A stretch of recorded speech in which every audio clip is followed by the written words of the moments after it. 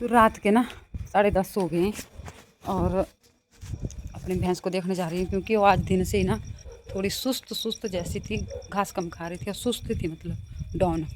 तो मैं जा रही हूँ उसको देखने के लिए क्योंकि मैंने गौशाला में ना लाइट जला के रखी है, तो मैं गलेज से देखूँगी बाहर कि क्या कर रही है। बैठी तो चुपचाप है, फिर अंदर जाके बात कर लेती हूँ उससे। कालो कहो तेरे को नहीं तो कुछ नहीं, कालू को कुछ नहीं होगा युच्चू। ए बाबू देख, घास भी नहीं खाया इसने आज क्योंकि इसने देना बच्चा, तो इसको आज ना दिन से कुछ सुस्त है। बस मैं ऐसे सोच रही हूँ कि अच्छे से बच्चा दे दे, बस कोई परेशानी नहीं होनी चाहिए इसको। तो इसको ना आज रात ना पूरा मतलब रात में जैसे ही आंख खुला करेगी ना वैसे ही इसका ध्यान रखना पड़ना। तो पता नहीं क्या क्या होगा, मतलब एक अजीब जैसा डर लगा रहता है मन में जब तक पशु मतलब बच्चा ना दे दे अच्छी तरह से। हाँ बंदरी। तो अभी टाइम ना 12 बज चुके हैं और अभी तो भैंस बिल्कुल ठीक है, बाकी अब आंखों में नींद भी आने लगी। तो बस अब इसके बाद 3 बारी मैंने देख दिया, अब 1-2 बार पंकज के पापा जी आएंगे। गोबर है थोड़ा सा, इसको हटा देती हूँ। बाकी ऐसा कुछ करना पड़ता है पशुओं के खातिर ना। आज ना पता नहीं क्यों नींद ही नहीं आ रही है, ऐसे 10 बजे लग जाती है, इतनी ज़्यादा नींद कि पूछो ही मत। पर आज नहीं है, आज बस यही बेचैनी है कि डिलीवरी अच्छे से हो जाए भैंस की। बाकी पता नहीं, साथ में गिलास वगैरह लगाया ना तब थोड़ी क्वालिटी शायद फ़र्क पड़ रहा है कुछ गिलास लगाने से, क्या पता। शंभू को यहाँ पे बांध रखा है और इसकी माँ की नज़र ना इसी के ऊपर है। बैठ जा आराम से।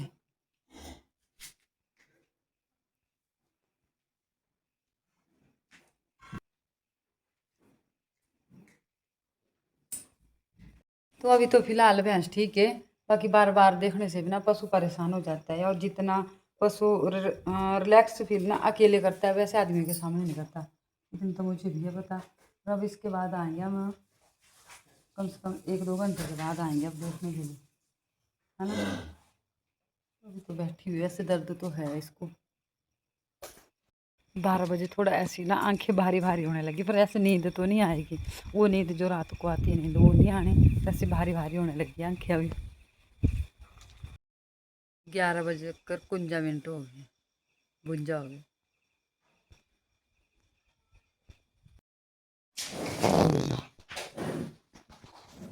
जब जब यहाँ में 10 मिनट में हुए अंदर गए हुए को और उसने को गाय की प्रभु, गाय की आवाज में जोर जोर से आई, तो मैं आगे भाग और उतने को ना भैंस की डिलीवरी हो गई और सुस्ती इतनी थी। क्या करते थे? अच्छा पागल बच्चा ही सारा छोटे कुछ खड़ो हुई और अब आपने देखना है, ये मेरे बेबू, ये मेरे बेबू, ये मेरे बेबू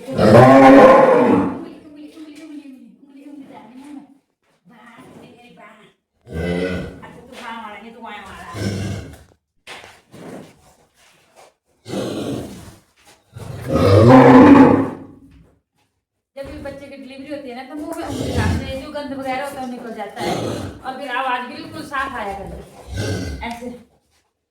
सीखो फिर सीधी सीधी फिर सीधी फिर क्या चल मेरा गुनू, चल मेरा गुनू, चल मेरा वाह वाह वाह गुनू वाह ले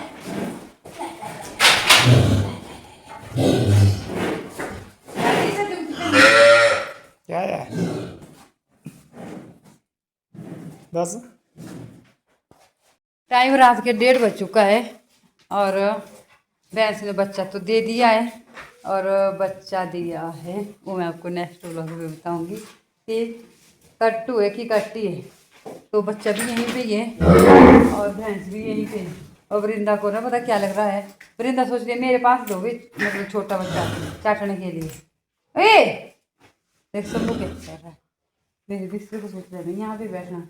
और यहाँ पे लग गया है मेरा बिस्तरा। तो यहाँ पे मुझे थोड़ा मतलब ना ऐसे बैठना है, सोना तो नहीं है, सो तो नहीं मैं पाऊँगी ना यहाँ पे, तो मुझे बैठना है, इसलिए मैं बैठने के लिए तापट ले आई हूँ कि ताकि मैं यहीं बैठी रहूँगी जब तक भैंस जेब नहीं फेंक देती, तब तक मुझे गौशाला में रहना है, चाहे सुबह हो जाएगी यहीं पर ही।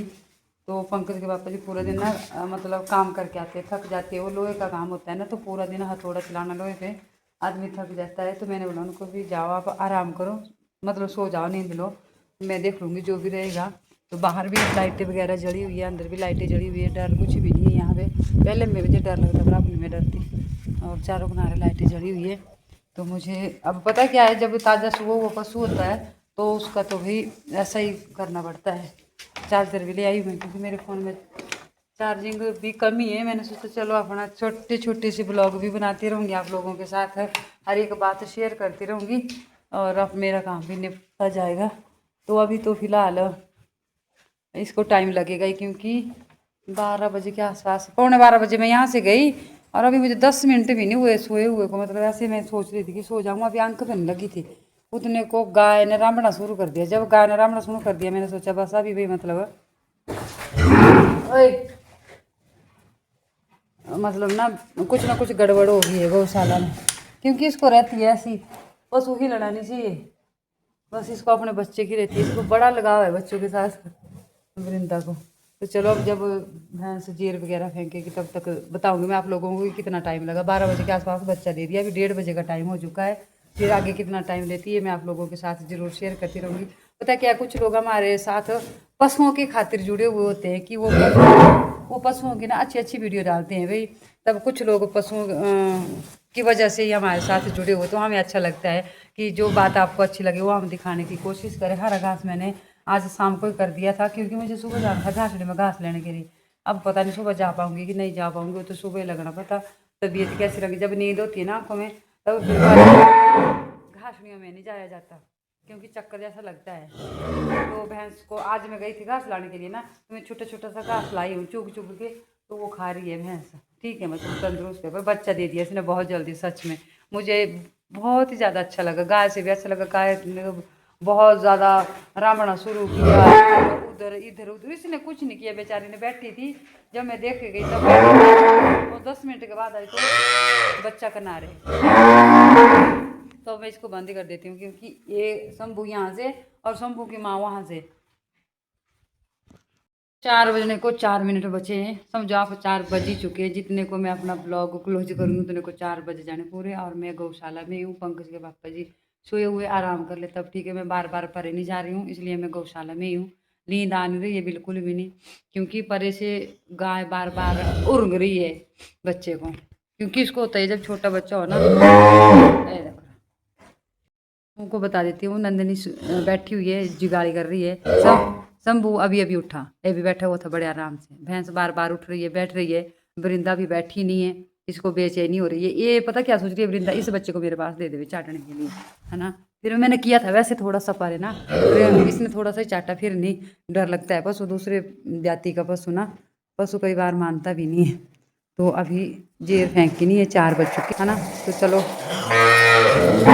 कितने टाइम बाद इसने जेर फेंकनी है मैं आप लोगों के साथ शेयर करूँगी, पर अभी ना तो बड़े आराम से बैठा हुआ है। दुनियादारी जाओ भाड़ में, है ना। और भैंस ने जितना घास खाना था खा लिया, पानी भी पी लिया इसने। अभी 4 बजने का टाइम हो चुका है, तो मैं सोचती हूँ कि आज के इस व्लॉग को यहीं पे क्लोज कर देते हैं। मिलते हैं आपसे एक नई रूटीन के साथ। आगे का प्रोसेस रहेगा भैंस का, वो आपको नेक्स्ट व्लॉग में देखने के लिए मिलेगा। कंबल लाना पड़ा यहाँ पे, क्योंकि ठंड मतलब जैसे मैंने ग्लेज खुले रखे हूँ कि ताकि आपके अंदर गैस ना बने ना। जब वृंदा की डिलीवरी हुई थी तब भी गैस बनी थी यहाँ पे, तब मैंने ग्लेज 2-3 ग्लेज मतलब एक एक दरवाज़ा खुला रखा है, तो यहाँ से ठंड आ रही थी, मुझे कंबल लाना पड़ा ऐसे ढकने के लिए। बैठी तो हुई मैं ऐसे, नींद नहीं आती गौशाला में, है ना। तो चलो आज के इस व्लॉग को यहीं मिलते हैं आपसे एक नए व्लॉग में। तब तक के लिए अपना खूब सारा ध्यान रखिए, स्वस्थ रहिए, मस्त रहिए, अपने अपने कामों में व्यस्त रहिए। जय श्री राधे, जय श्री कृष्णा, जय देवभूमि हिमाचल।